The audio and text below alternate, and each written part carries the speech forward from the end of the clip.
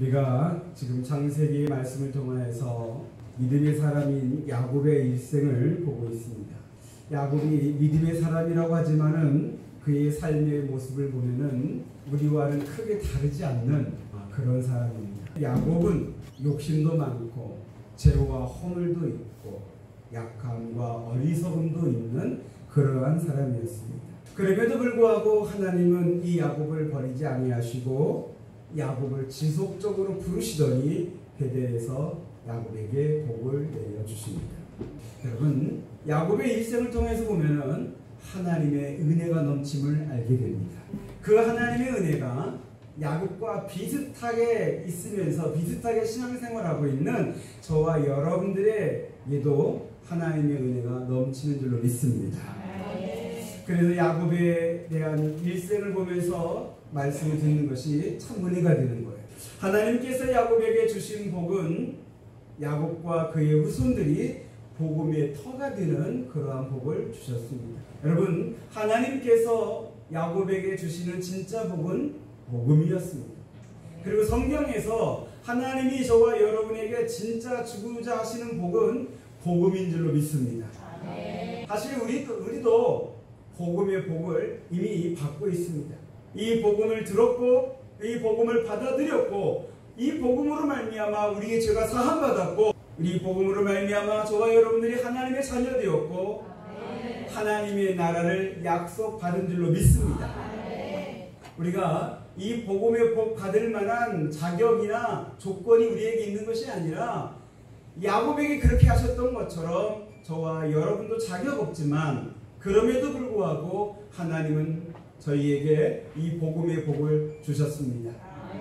복음에는 하나님의 한없는 은혜와 사랑이 넘칩니다. 이 복음에 충만한 저와 여러분 되시기를 바랍니다. 이제 야곱의 마지막 이야기를 우리가 이제 들어가도록 하겠습니다. 지난주에 야곱이 베델을 떠나 이제 아버지에게로 가는 도중에 아내 라헬이 베들레헴 근처에서 출산하게 되었습니다. 너무 난산이어서 그만 이 라헬이 아이를 낳다가 죽게 됩니다. 이 아이의 이름을 베냐민이라 불렀습니다. 이 베냐민이 태어남으로 말미암아 야곱의 아들들이 12명이 됩니다. 오늘 우리가 읽었던 말씀 23절, 24절은 이 12명의 아들들이 정리가 되었어요. 여러분, 성경은 야곱의 이야기를 하는데 야곱이 그 태어나서부터 죽은 그 모든 것을 다 기록한 게 아니에요. 성경에서 야곱의 이야기를 중점적으로 초점을 맞춰서 기록한 것이 어디냐면 야곱이 이 12명의 아들을 낳게 되는 그 과정을 기록하고 있어요. 왜 그럴까요? 야곱의 일생에서 이 12명의 아들 낳는 것이 왜 그렇게 중요할까요? 우선적으로는 이 12명의 아들이 나중에는 12지파가 되고 이 12지파가 한 나라 이스라엘 나라가 되기 때문에 그래요. 여러분, 이스라엘 나라는 야곱과 12지파가 조상이 되는 거예요. 그렇기 때문에 이 야곱 이야기를 자세하게 기록했고 특별히 12명의 아들 낳는 과정을 자세하게 기록하고 있어요. 그런데 우리는 이스라엘 나라 사람들이 아니에요. 근데 우리가 이 야곱의 이야기를 이 12명의 아들 낳는 이야기를 자세히 보아야 할 이유가 뭐가 있을까요? 여러분, 이 12명의 아들 이야기는 하나님의 구원을 상징하고 있어요. 그렇기 때문에 우리도 이 말씀을 잘 보아야 돼요. 좀 전에 말씀드렸다시피 이 12명의 아들은 12지파가 돼요. 근데 이 12지파 가운데 유다 지파에서 우리 주 예수 그리스도가 태어나게 돼요. 그리고 예수님은 많은 제자들 가운데 12명을 택하여서 제자로 삼으시고 그러다가 더 나아가서 요한계시록 7장에 보니까 이 야곱의 12아들의 이름을 딴 12지파에서 한 지파에서 12,000명씩 하나님의 인침을 받아서 도합 14만 4천명이 하나님의 인침을 받는 하나님의 구원을 받아 하나님을 찬양하는 그런 대목이 나와요. 다시 말해서 이 12아들은 한 나라의 지파가 될 뿐만이 아니라 하나님의 구원의 상징이 되기 때문에 이스라엘 백성들도 관심 있게 보지만 우리 믿음의 사람들도 이 12명의 아들 이야기를 관심 있게 보게 되는 거예요. 할렐루야. 그러고 보면은 여러분, 야곱은 잘 몰랐겠지만 야곱의 일생에서 하나님의 큰 계획을 담고 있다는 것을 알게 돼요. 야곱이 가족 계획을 세운 거 아니에요. 그 과정 보면 아시겠지만 여기에는 라헬의 시기도 있었고 욕심도 있었고 또 레아의 시기도 있었고 그렇게 은혜롭지 않아요. 그런데 하나님은 야곱의 삶 속에 하나님의 큰 계획을 담아 놓으셔서 야곱의 아들이 12명이 되게 하신 거예요. 복음을 통해서 보니까 야곱의 일생에 하나님의 큰 계획이 있다는 것을 알게 됩니다.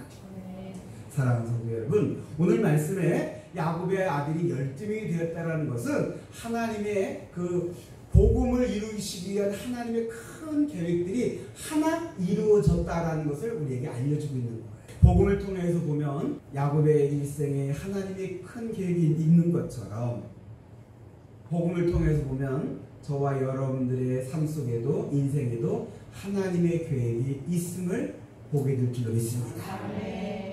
복음을 통해서 보면 야곱의 아내 라헬이 베들레헴에서 죽는 그 슬픈 사건이 왜 일어났는지를 알 수 있게 됩니다. 그냥은 몰라요. 하나님이 왜 우리 가정에 이런 아픔을 줬는지 그냥은 몰라요. 그러나 복음을 통해서 보니 하나님께서 독생자를 이 베들레헴에 태어나게 하시고 그 독생자를 죽음을 통하여서 우리를 구원하는 하나님의 구원을 이루시고자 이것을 먼저 알려주시고자 이 아픈 사건이 일어나게 하셨다는 것을 깨닫게 되었죠. 그러면서 하나님의 진정한 위로를 받게 될 줄로 믿습니다. 사랑하는 성도 여러분, 저와 여러분들의 삶 속에서 이루어지는 여러 가지 사건들을 그냥 세상적인 눈으로 그냥 인간적인 그런 생각으로만 보면은 답이 안 나온 것들이 많아요. 그러나 우리는 그렇게만 보지 말고 복음을 통해서 보는 복음의 눈을 가질 수 있게 되기를 바랍니다. 이 사건을 통하여서 이 아픔을 통하여서 이 슬픔을 통하여서 하나님께서 누굴 구원하시고자 하시는지 하나님께서 나를 이렇게 단련시키셔서 나를 어떻게 쓰시고자 하시는 것인지 하나님께서 우리 가정을 어디로 이끄시려고 하시는지 복음을 통해서 보면은 답이 보이고 위로가 되고 소망이 되고 다시 일어설 수 있는 힘을 얻게 되는 줄로 믿습니다. 오늘 말씀을 읽진 않았지만 22절에 보면은 야곱의 그 12명의 아들 가운데 장자인 르우벤이 죄를 지어요. 자기에게는 어머니격인 비라와 동침을 해요. 근친상간이죠. 근데 이건 근친상간뿐만 아니라 이제 해석학적으로 보면은 아버지의 권위에 도전하는 행위라고 아주 뭐랄까요, 배은망덕한 불효자식의 모습이다라고 그렇게 해석도 되기도 해요. 그런데 여러분, 성경에는 이런 야곱의 모습이나 르우벤의 모습이나 또 12아들의 인간적인 모습들을 그대로 다 보여주면서 참 인간의 연약함, 인간의 부족함, 허물들 그것도 다 보여줘요. 그래서 이런 사람들을 데리고서 복음을 이루어가시는 하나님의 신실하심을 알려주고 계셔요. 복음을 통해서 보면은 여러분 그냥 세상적으로 보면은 손가락질 하게 되죠. 세상적으로 보면은 욕하게 되죠. 그런데 복음을 통해서 보면은 그런 사람도 용서하시고 그런 사람도 하나님께서 데려다가 하나님의 복음 역사를 이루시는 하나님의 은혜와 사랑을 보게 되면서 우리가 손가락질이 아니라 손을 내밀 줄 아는 복음의 모습이 우리 안에 나타나게 될 줄로 믿습니다. 저와 여러분을 향한 하나님의 계획이 있다고 했습니다. 우리가 그런 계획을 받을 만한 자격이 있어서 한 것도 아니고 이 복음을 완성하기 위한 그 계획을 나와 우리 양문교회와 여러분에게 담아놓으신 것도 아닙니다. 그럼에도 불구하고 하나님은 우리 주 예수 그리스도의 보혈로 우리 죄를 씻어주시고 주의 성령으로 우리를 거듭나게 하시고 하나님의 말씀을 가르치시면서 하나님의 복음이 이곳에서도 이루어지도록 하나님의 그 복음의 완성이 이 지역에서 나타날 수 있도록 저와 여러분 우리 양문교회를 사용하신 줄로 믿습니다. 복음을 통해서 보면 답이 보이고 복음을 통해서 보면 우리 인생에 담겨져 있는 하나님의 은혜와 사랑이 보이게 될 줄로 믿습니다. 그래서 우리가 감사하면서 신앙생활하고 찬송하면서 신앙생활하게 될 줄로 믿습니다. 이제 27절의 말씀을 보도록 하겠습니다. 야곱이 헤브론에 가서 아버지 이삭을 만나게 됩니다. 여러분, 여기서 헤브론은 이제 가나안 땅 예루살렘에서 남쪽으로 좀 더 내려가는 고대 도시입니다. 이 헤브론은 성경적으로 아브라함 집안의 가족묘가 있는 곳입니다. 여러분, 야곱이 바단 아람에서 떠나서 고향으로 돌아와 아버지 이삭을 헤브론에서 만나는 이 대목에서 야곱의 이제 이야기는 성경에서는 끝이 나요. 그 성경은 딱 야곱 이야기는 여기서 딱 끝나면서 우리에게 한 가지 메시지를 주고 있는 거예요. 지금 야곱은 자기가 해야 할 것을 다 했다는 거예요. 사랑하는 성도 여러분, 저와 여러분들이 몇 살을 사느냐가 중요한 게 아니라 우리 인생에서 하나님께서 내게 맡겨주신 그 일, 그 사명을 감당하면서 이루는 그런 삶이 복된 삶인 줄 믿습니다. 아멘. 그런 삶 되기를 축복합니다. 아멘. 야곱이 가나안 땅으로 아버지를 만나는 이 가나안 땅으로 돌아오는 게 야곱의 사명이에요. 왜 그럴까요? 여러분, 가나안 땅은 복음의 터예요. 하나님께서 아브라함을 부르실 때 가나안으로 인도하셨고, 가나안을 아브라함과 이삭과 야곱 그 후손들에게 주겠다라고 약속해 주셨어요. 여러분, 이 약속은, 그래서 가나안은 약속의 땅이에요. 근데 이 약속은 복음과 연결이 됩니다. 그냥 땅이 아니라 복음의 터가 되는 땅이죠. 여러분, 복음의 사건이 일어나는 그 배경이 되는 것이 가나안 땅이에요. 그래서 이스라엘이 복음의 터가 되고 가나안 땅이 복음의 터가 돼요. 그래서 하나님의 큰 계획 가운데는 이스라엘은 어디에 살아야 하냐면 가나안에 살아야 돼요. 그런데 야곱이 바단 아람에서 정착하려고 했어요. 근데 하나님은 명령했죠. 너의 고향으로 돌아가라고. 이때부터 야곱의 인생에 사명이 생긴 거죠. 야곱이 이 사명을 다 이루게 됩니다. 할렐루야. 성경은 야곱이 이 사명을 다 이룬 것으로 해서 그의 삶이 다 이루어온 것으로 이렇게 결론을 맺고 있습니다. 야곱이 사명을 이룰 때 저절로 쉽게 된 건 아닙니다. 유혹이 있었고 위기가 있었고 흔들림도 있었습니다. 그런데 그때마다 하나님이 도우십니다. 보호해 주시고 인도해 주시고 다시 일으켜 세워 주셨습니다. 사랑하는 성도 여러분, 사명의 길에는 하나님의 도우심이 있습니다. 저와 여러분, 복음을 통해서 보면 내 인생에 하나님의 사명이 있음을 깨달으시기를 바랍니다. 내가 지금 하고 있는 직업에도, 지금 교회에서 맡고 있는 직분에도, 내 마음속에 자꾸만 생기는 그 부담감에도, 또 관심에도, 내가 하나님께 드렸던 그 서원에도 내 인생에 통하여서 주시는 하나님의 사명이 담겨 연결되어 있습니다. 바라고 원하는 것은 야곱이 그랬던 것처럼 저와 여러분도 이 사명을 감당하는 자가 될 수 있게 되길 바랍니다. 힘들 수도 있고 어려울 수도 있지만 사명의 길에는 하나님의 도우심이 있습니다. 하나님이 도우십니다.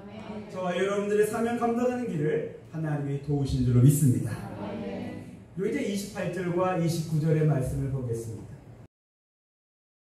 이제 28절과 29절은 이삭의 죽음과 장례 이야기입니다. 이제 여러분, 이삭은 예수 그리스도를 예표하는 그런 믿음의 사람이었습니다. 이삭은 그의 삶이 복음을 나타내는 복음적인 삶이었습니다. 그런데 그의 죽음도, 그의 장례도 매우 복음적입니다. 왜 복음적일까? 이삭의 장례는 이제 야곱과 에서가 장례를 치릅니다. 여러분, 둘의 온전한 화해가 이루어지고 있는 장면입니다. 여러분, 복음은 화해를 이루어요. 복음은 협력을 이루어요. 복음은 화평을 이루어요. 이삭은 자기 장례를 통해서 복음을 나타내고 있는 거예요. 할렐루야. 여러분, 저와 여러분들의 삶이 심지어 죽음까지도 복음이 될 수 있다면 얼마나 복될까요? 그렇게 될 수 있게 되길 바랍니다. 나의 삶을 통해서 예수님을 나타낼 수 있게 되기를 바라고, 아멘. 나의 죽음과 장례를 통해서 예수님이 저 증거될 수 있게 되기를 소망하시길 바랍니다. 아멘. 복음적으로 보면은 내 인생에 무엇이 소망이 되어야 할지, 무엇이 희망이 되어야 할지, 무엇이 꿈이 되어야 할지를 알게 됩니다. 사랑하는 성도 여러분, 이제 저와 여러분들이 우리의 인생을 복음으로 보는, 복음을 통해서 보는 복음의 눈을 가질 수 있게 되길 바랍니다. 아멘. 복음을 통해서 보면 나라는 사람에 대한 하나님의 사랑이 보여요. 하나님의 이루하심이, 하나님의 힘을 주심이, 하나님의 이렇게 세워주심을 은혜로 받게 될 줄로 믿습니다. 아멘. 그리고 복음을 통해서 보니 내가 무엇을 꿈꿔야 할지, 나의 죽음도 그냥 슬픈 기금적인 사건이 아니라 복음의 통로가 될 수 있다는 소망을 갖게 해주시는 사랑하는 성도 여러분, 우리 저와 여러분들의 각자의 인생을 복음으로 보시고 복음으로 충만해지는 귀하고 복되는 하나님의 자녀들 다 되시기를 우리 주 예수 그리스도 이름으로 축원합니다.